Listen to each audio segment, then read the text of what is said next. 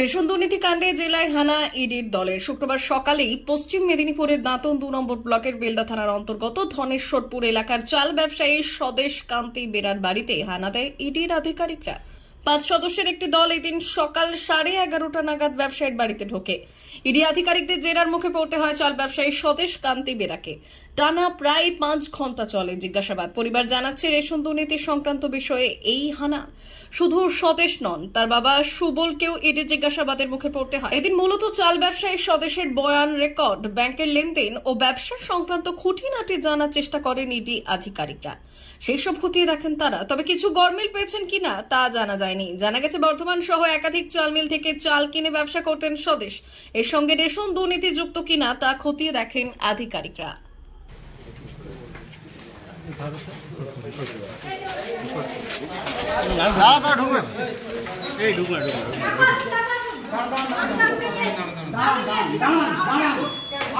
আপনারা হাতে গায়ে হাত দিবেন না। আমি চোর, আমার চোর কেউ নেই, গায়ে হাত দিবেন না।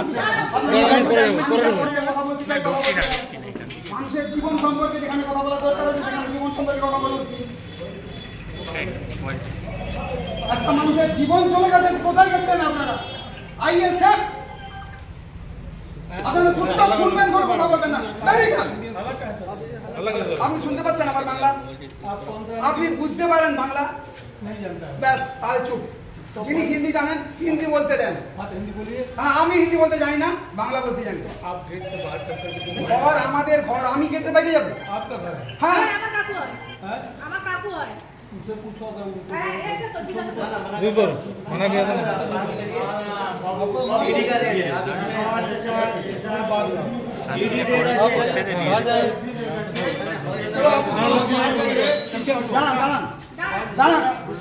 এসেছিলেন তাদের এই দুর্নীতির ব্যাপারে তদন্ত করতে। তাদের স্বদেশ কান্তি বেরার কাছে এসেছিল। স্বদেশ কান্তি বেরার কাছে 11টার সময় ঘুরে ঢুকেছিল, 5টার সময়তে বেরিয়ে গেলেন। কি কাগজপত্র নিয়েছে আমি জানি না, আমাদেরকে তো ঢুকতে দেয়নি। একমাত্র তার বাবা ছিলেন আর তার ছেলে ছিল, মা ছিল। ওনার স্বদেশবাবুর কাছে কি জানতে চাইলেন ওনারা? স্বদেশ কান্তি বেরার কাছ থেকে কী তথ্য সেটা তার ল্যাপটপে নোট করে নিয়ে গেছে, সেটা তা আমাদেরকে ঢুকতে দেয়নি। না, ইডি আধিকারিক ছিল স্বদেশ কান্তি বেরা ছাড়া, আদার্স কাউকে ঢুকতে দেয়।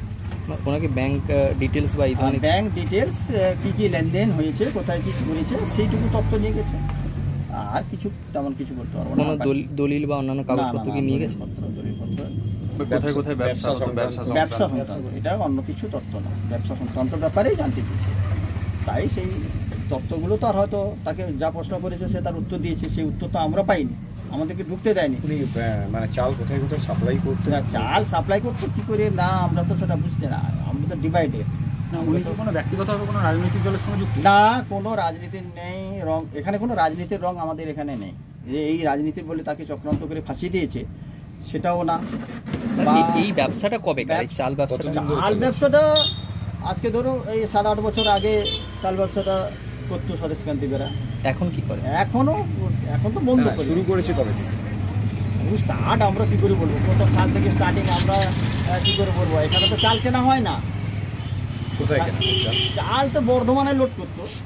আচ্ছা, বর্ধমানে লোড করে ভায়া আদার্স অন্য কোনো পার্টি, টনগা এসব জায়গাতে সেকেন্ড পার্টি হিসাবে কাজ করতো।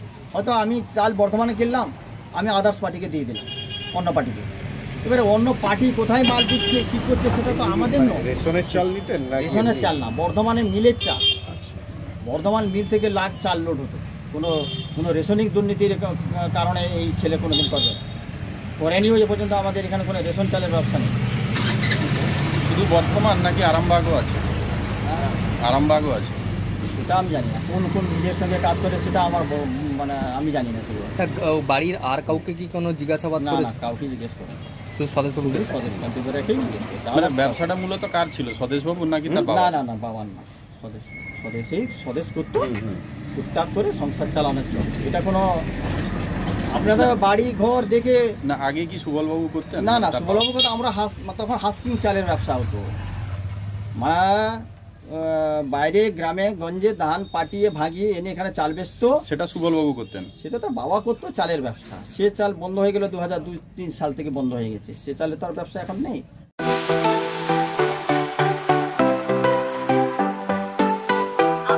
ওয়েল্ডার, আমিন surveyor assistant, assistant house wireman ও মোটর ওয়াইন্ডার বিষয়ে প্রশিক্ষণ নিতে চান? আপনাদের জন্য পশ্চিমবঙ্গ সরকার কারিগরি শিক্ষা বিভাগের অনুমোদন প্রাপ্ত প্রতিষ্ঠানে প্রশিক্ষণ নেওয়ার সুবর্ণ সুযোগ। সৌনাভ ট্রেনিং সেন্টার আপনাদের সামনে সেই সুযোগ এনে দিচ্ছে। সৌনাভ ট্রেনিং সেন্টার, টাকলা, খুরশি, নারায়ণগঞ্জ। এখানে রাজ্য সরকারের কারিগরি দপ্তরের অনুমোদনে কোর্সগুলোর প্রশিক্ষণ দেওয়া হচ্ছে। ভর্তি চলছে। ভর্তি হতে আজই চলে আসুন আমাদের সেন্টারে। এখানে ওয়েল্ডার, আমিন surveyor assistant, assistant house wireman, motor winder কোর্সগুলির প্রশিক্ষণ পেতে আজই চলে আসুন নারায়ণগড়ের সৌনাভ ট্রেনিং সেন্টারে। এখানে প্রশিক্ষণ শেষে পেয়ে যাবেন 100% জব গ্যারেন্টি। ভর্তি চলছে।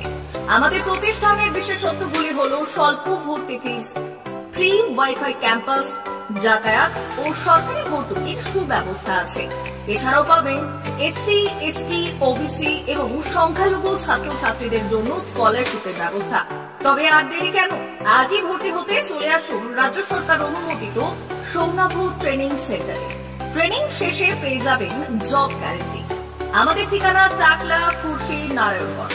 যোগাযোগের নম্বর 9732864896 অথবা 6294423449।